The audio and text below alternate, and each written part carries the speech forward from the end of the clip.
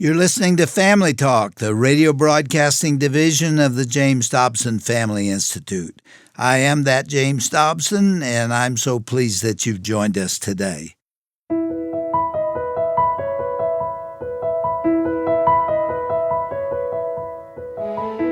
Well, welcome to Family Talk. I'm Roger Marsh. As we approach the 250th anniversary of our nation's founding, it's worth asking, what makes America truly exceptional? Why has this nation, representing just 4% of the world's population, been such a force for good throughout history? And perhaps most importantly, are we passing on to the next generation the true story of America's history and values?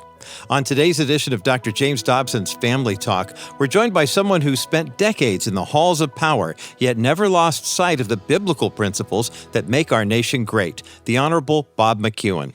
Bob represented Ohio in the U.S. House of Representatives for 6 terms. He also served on the prestigious Select Committee on Intelligence and was appointed by President Trump to the 1776 Commission. Currently, Bob serves as Executive Director of the Council for National Policy, working to preserve America's founding principles. He's also an advisor to the Board of Directors here at the Dr. James Dobson Family Institute. With his unique perspective on history and his optimistic vision for our future, the Honorable Bob McEwen brings both wisdom and hope to today's conversation. Here now is Gary Bauer to introduce our special guest on today's edition of Dr. James Dobson's Family Talk. Hello, everyone. Welcome to Family Talk, the broadcast division of the Dr. James Dobson Family Institute. I'm Gary Bauer, Senior Vice President of the Dobson Policy Center, the Public Policy Division of JDFI. Well, this is a great show that you're tuning in today to. We think they're all great, but if you really care about America remaining one nation under God, if you believe in faith, family, and freedom, if you want to protect your children and grandchildren from some of the crazy stuff out there in our schools, if you want to learn more about being an effective Christian citizen, then you have picked the right half hour today. As our country right now, this is an important time. We're in the countdown, moving toward the 250th anniversary of the founding of our great country, the United States of America. That 250th anniversary will be on July 4th, 2026.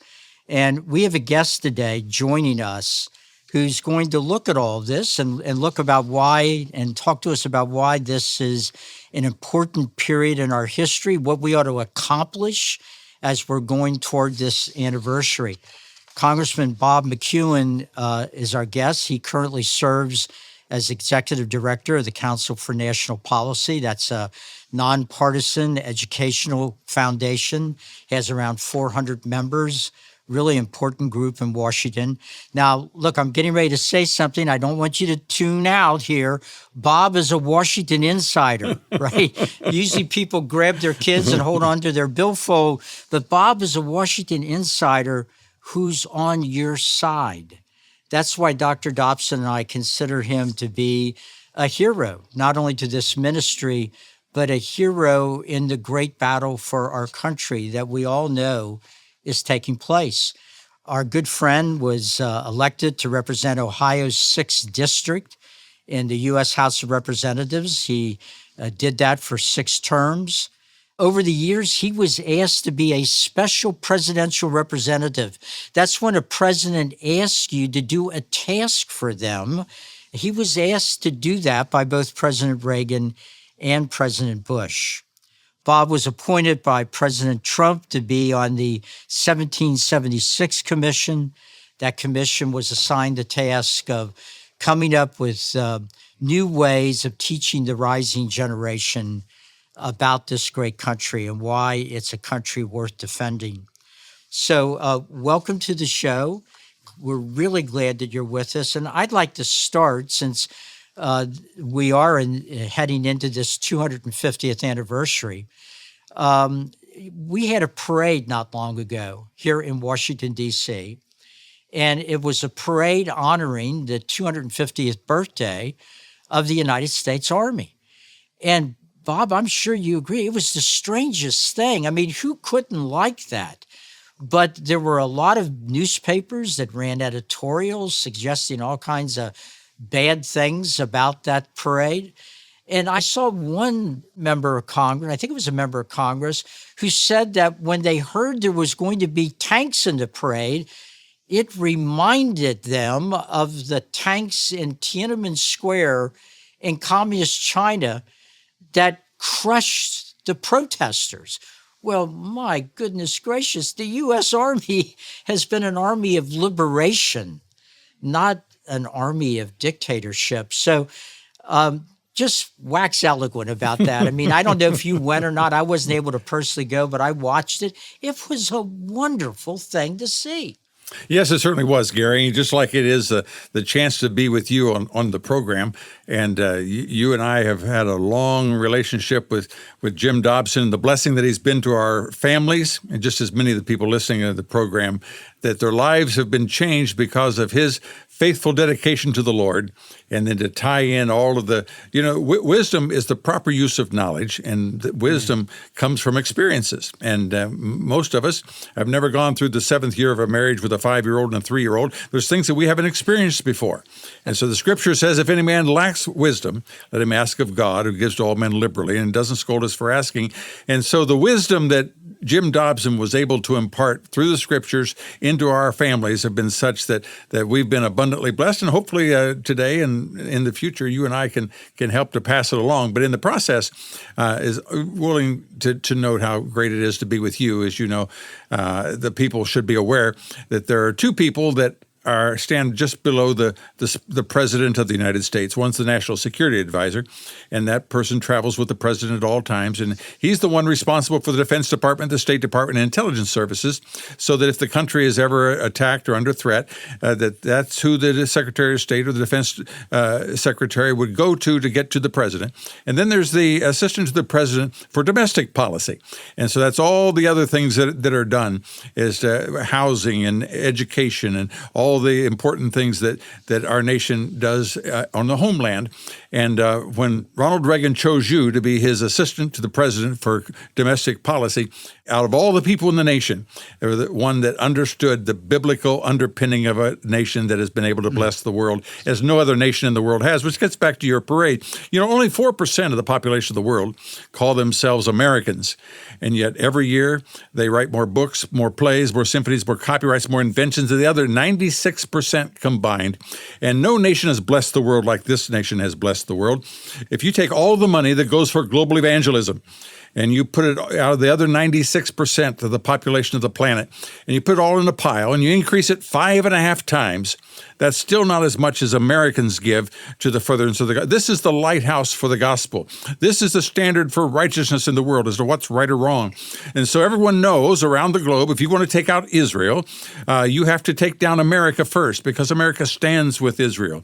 And when Israel was being attacked, you remember in the Yom Kippur War, and America wanted to help, and we wanted to use some of our supplies that are on the American bases in Europe, that those nations that are supposedly allies of ours, that where our army is located in France and in Germany and in Britain, all the nations of Europe refused to allow us to use our equipment to give it to Israel to help them to survive. But so we had to ship it from here. The point is that this nation is what stands for righteousness, for right and wrong on the high seas and in copyrights and in banking.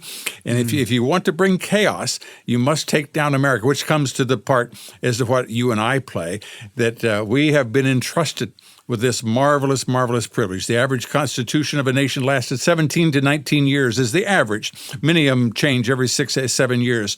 The longest in the history of man that one nation has operated under one constitution is the United States of America. And just as we're going to celebrate our birth date next year in 1776 to 2026, this nation is different from all the rest. And why is that? Because of its commitment to God. That when they made the decision to start our country, that no person, and regardless, dog catcher to president of the United States, no person shall take a position of leadership in this nation without first swear allegiance to God on the Bible. And then if anybody thinks we're unique, that where does our strength come from? On every dollar, because people often think that it's economy, the money that makes a person important. But put on there that we understand it's in God we trust. That'll be our motto. And then no congressional session. We shall never pass a law. We shall never consider a bill without first beginning the day by calling upon God in prayer.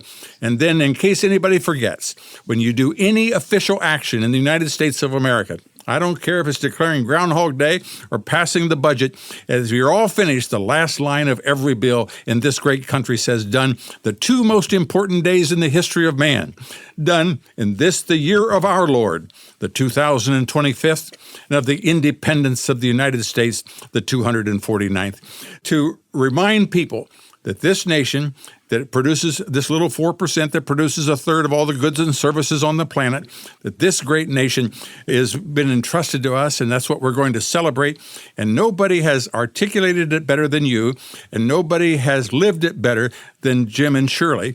And that's why you and I are honored to be a part of this operation, to continue the tradition that he has established for us, that righteousness exalteth the nation. That's what makes us the unique place that we are. I know you were a great admirer of Ronald Reagan, and as I was, and so many people that have been in this battle, were first inspired to be in it when they heard a Reagan speech way back in 1964. Bob, I know that you share the same concern Dr. Dobson does and that I do, that in recent years, here we are living in this unbelievable country.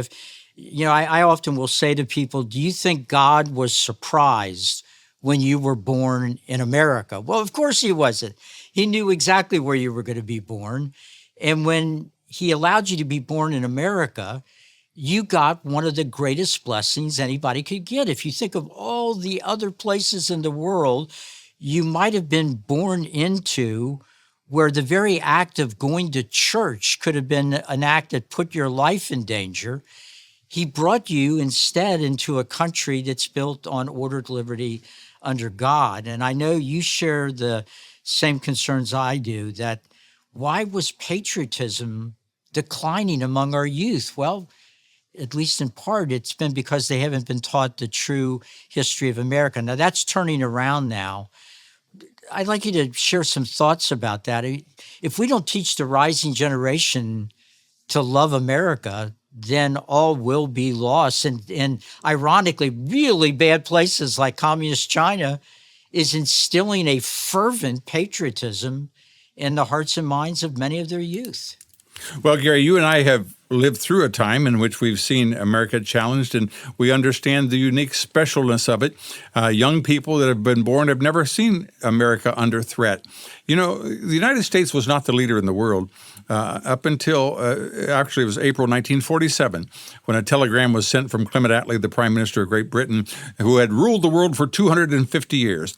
And let me just say that never in the history of man has a nation become the premier nation on earth, but what it didn't seek it and knew what it had to do to stay there, whether it be the Greeks or the Romans or the Spanish or the British or whoever, except for the United States of America, when at the end of World War II, when the entire world, that telegram said that if the United States did not intervene in the Cyprus crisis, the Crown had neither the capacity nor the will to intervene. It would be lost to communism. And so with that, the torch was passed to a nation that didn't seek it.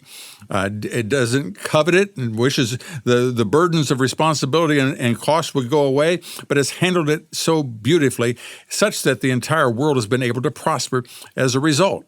If a ship is attacked on the high seas, as happened over 500 times last year, to whom can they appeal?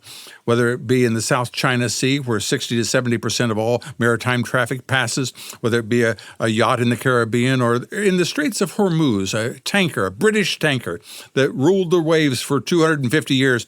If that tanker is attacked, to whom can they appeal? We know that only the 327,000 Americans wear the uniform of the United States Navy are able to keep those people safe and secure. So the world has looked to America for the peace and stability, and we've blessed it as none other.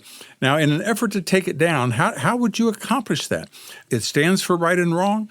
Everybody knows if you want to sign when there's an agreement in the Middle East and between two countries, where did they go to sign it? Would they go to the United Nations? Well, that'd be silly. Would you go to Paris, or no? They come to the lawn of the White House because that's what the world looks to. Is they know that America is the imprimatur. So also, as a result, when you do things God's ways, you prosper. And so the second richest spot on earth is Western Europe, France, Germany, Britain.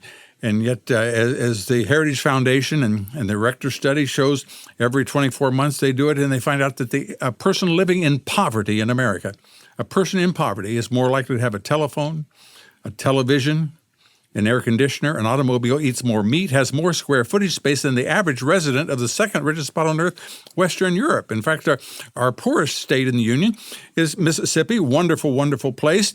And the average income of a resident of Mississippi is greater than a person in Great Britain. So how could you take down a wonderful nation like that? Well, you would have to convince the young people to not know their history, that how we became great not because we took over lands, not because we stole from people, only because we went around helping people. And while we're on the topic, just mentioned, never in the history of man has one nation shed blood and treasure for the freedom of another and never asked anything in return, except the United States of America. You look at these Korean veterans bearing their burden in their bodies every day, the sacrifice they made in that Korean War. And yet, what did we do? Only so that Korea could be free. There's never been a country like this one. So how would you distribute? Well, you'd have to get teachers. You'd have to hire professors in college. And you would have to, rather than teach American culture, the greatest culture in the world, where people could leave your bicycle on the front lawn for 2 weeks and nobody didn't have to worry about it, where people didn't have walls around their property, where they trust one another, leave their doors unlocked, that great culture. In order to attack it, you would have to say that somehow or another diversity is our strength. We'll take those places where women are mistreated and where you have walls around your property and cut glass on top of the walls. We'll take those people and bring them in here, and somehow or another they won't, rather than having them become America, let them wave their flags, and diversity will be our strength. And we have young people that believe that the greatest culture in the history of man is strengthened by tearing it down with those cultures from which people are trying to escape. That has now run its cycle. And Gary, I'm convinced that we are right on the cusp of turning the tide, the people going back again to being, and you could see it just this recently in the parade. You saw where the people on The View, they said that they're so offended when they see the flag. So Donald Trump put 100-foot flagpoles in the front and back of the White House, and the largest flags you could see. And when they had the parade, people just with tears and cheering and clapping, a wonderful, wonderful time. And then you had the left out there burning and destroying things in Portland and in Seattle and L.A. And so other than the Northeast and the West Coast, the rest of America is a place that really loves our nation, and we're going to continue to prosper and grow until restore it again. And this little experiment with leftism, I think, has run its course, and these young people are beginning to return. Number one, they're returning to the Lord. Across campuses, Bible sales this year are up 22%. All book sales are up 2%. Scripture versus sales are up 22%. On college campuses that used to be so destructive, there's a revival taking place across the board. Ohio State University, the football team was baptizing in the quad as people were giving their heart to the Lord. We've seen lots of good things that are happening in the process, and that for which we have prayed and worked is about to come upon us. And no one has planted more in that garden than Jim and Shirley Dobson. That's why you and I are so happy to be a part. As you were talking there, Bob, I didn't need reminding, but I don't think I know an optimist that's more optimistic than you are. I guess Ronald Reagan would fit into that category. I learned pretty quickly at the White House that Ronald Reagan fired pessimists. So I had to put my usual dark impulses aside and see the silver lining in whatever was happening. Well, Gary, I don't know. Let me just take a second. For people that are young, let me just tell you, when you and I were going through that experience and we saw things under Jimmy Carter, and of course, it's fallen to Donald Trump to have to clean up after Jimmy Carter, the Panama Canal, which controls access to our two oceans, and that there are Chinese bases on both ends of the Panama Canal that, fortunately, because of Donald Trump, the president of Panama said, we'd like to get rid of those, have Americans back. But Jimmy Carter gave away the Panama Canal. Jimmy Carter installed the Ayatollah in Iran. Jimmy Carter is the one that put China on the Security Council in the United Nations and gave them a veto and abandoned Taiwan. So Donald Trump has to go back and clean those things up. And when you and I were experiencing all of that happening, I couldn't understand why people were not more concerned about what he was doing to our country. And then now that I've lived a little longer, I begin to see that they lived through the Depression. They lived through World War II when we won the war and yet watched the communists give away Czechoslovakia and East Germany and Poland and Romania and all. So they had seen chaos before.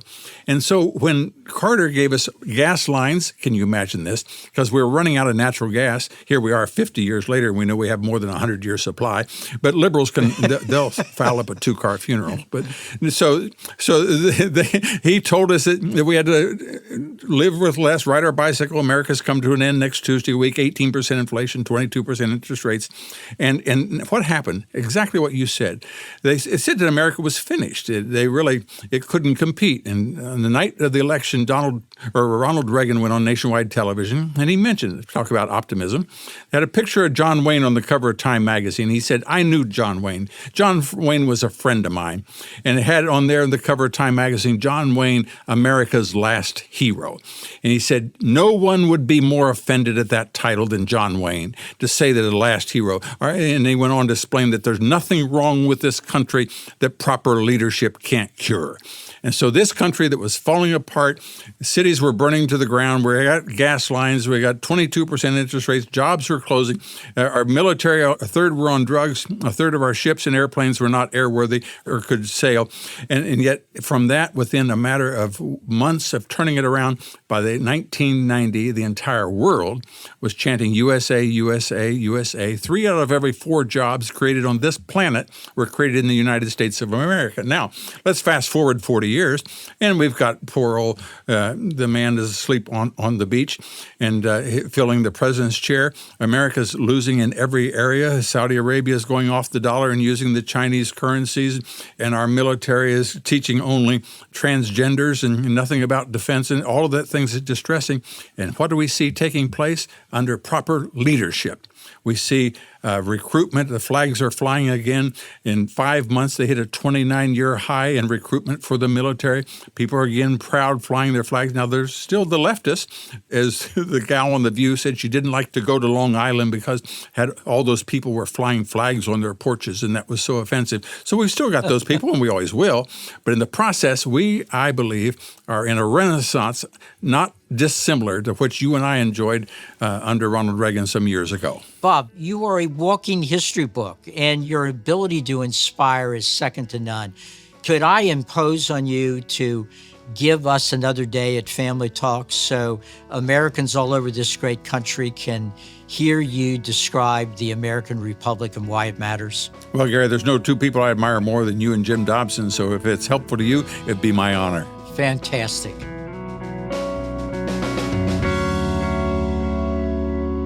Well, you're listening to a special edition of Dr. James Dobson's Family Talk, featuring our own Gary Bauer, Senior Vice President of Public Policy here at the James Dobson Family Institute, and the Honorable Bob McEwen, discussing the past, present, and future of our great nation. And with our 250th anniversary just around the corner, what better time to take stock of where we've come as a nation, to identify the things that need to change, and to redirect our course back to what our founding fathers envisioned. Bob McEwen's deep understanding of American history, paired with his infectious optimism, reminds us why it's crucial to pass on these truths to the next generation. And by the way, if you'd like to hear this program again or share it with a friend, go to drjamesdobson.org/Family Talk.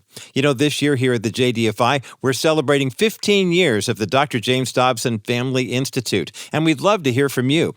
How has Dr. Dobson impacted your life or family? Maybe it was wisdom shared on the radio, or a book that strengthened your marriage or parenting skills, perhaps encouragement during a particularly tough season. Well, your story would be a meaningful gift as we reflect on God's faithfulness through these 15 years of ministry and a look ahead to what God has in store for the future for JDFI. by. Now, if you'd like to share your personal tribute, go to our special page at drjamesdobson.org. That's drjamesdobson.org. As the Honorable Bob McEwen so powerfully illustrated, America has been uniquely positioned by God to be a beacon of hope and righteousness to the world. Here at the Dr. James Dobson Family Institute, we believe that strong families are the foundation of a strong nation. When you partner with us financially, you're investing in the preservation of biblical truth and the strengthening of families all across America. Your faithful financial support enables us to continue broadcasting conversations like today's that inspire faith, reinforce our godly heritage, and equip parents to raise the next generation of patriots who love both God and country. You can make a secure donation online, by the way, at drjamesdobson.org. You can also do so over the phone when you call 877-732-6825. And to send a tax-deductible contribution through the U.S. mail, our ministry mailing address is Dr. James Dobson's Family Talk, P.O. Box 39,000, Colorado Springs, Colorado 80949. Well, I'm Roger Marsh. So grateful you chose to spend this time with us today. Be sure to join us again next time for part 2 of our special conversation with the Honorable Bob McEwen, where he'll share more about the spiritual awakening happening all across the country and what it means for America's future. That's coming up on the next edition of Dr. James Dobson's Family Talk.